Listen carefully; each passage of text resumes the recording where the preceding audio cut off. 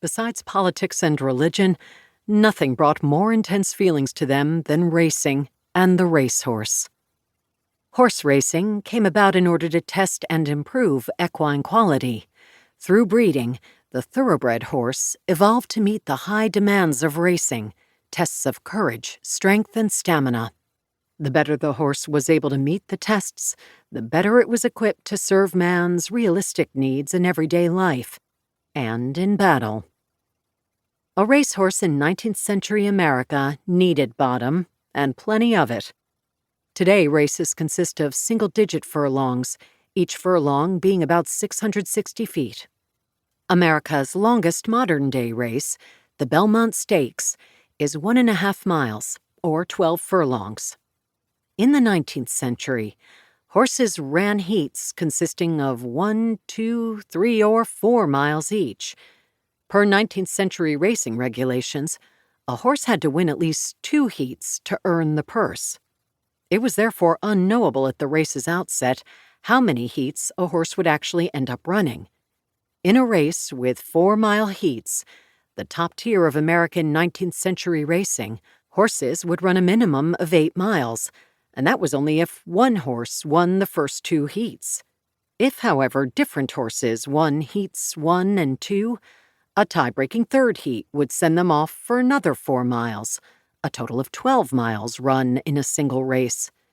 This scenario could play out into additional heats until eventually the same horse had won 2 heats.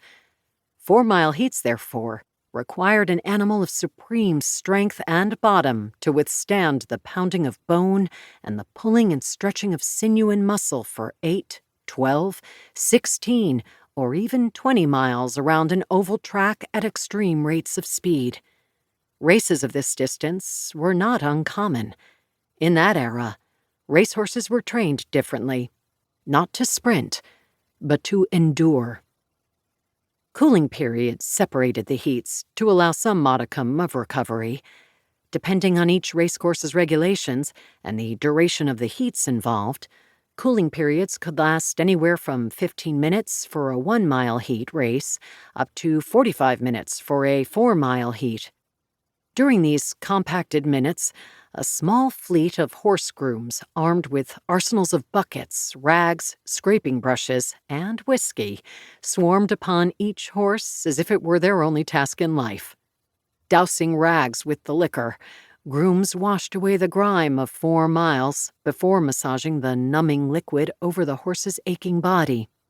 After pulling and tucking wool blankets around their charge in a moisture-wicking papoose, they walked it in circles to loosen its muscles. All the while, grooms fought back the deluge of betting men and turf riders who had gathered around the heaving horse to hurl their weighted questions. How's he faring? Is he lame? Can he go again? Betting tables were, after all, still open for the next heat's speculations. Heats were tough on the jockeys, too. Steering a 1,200-pound animal at a full run for 8 or 12 miles required not only strength, but tremendous stamina. Jockeys, then as now, weighed less than average men, typically about 90 pounds.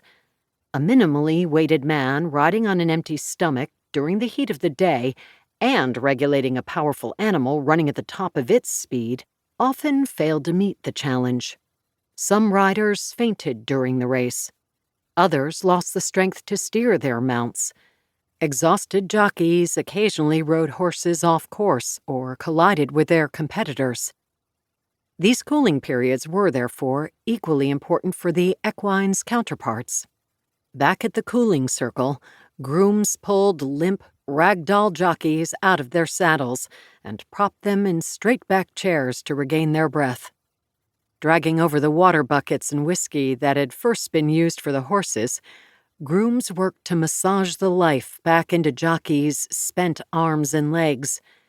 If massage and liquor couldn't revive a man over the next 45 minutes, he was replaced, usually over hard-fought pleas and false assurances that he could go another 4. Generally, it took at least 2 jockeys to ride a single horse in a 4-mile heat race. Unusual was the man who could endure multiple heats. Those jockeys were...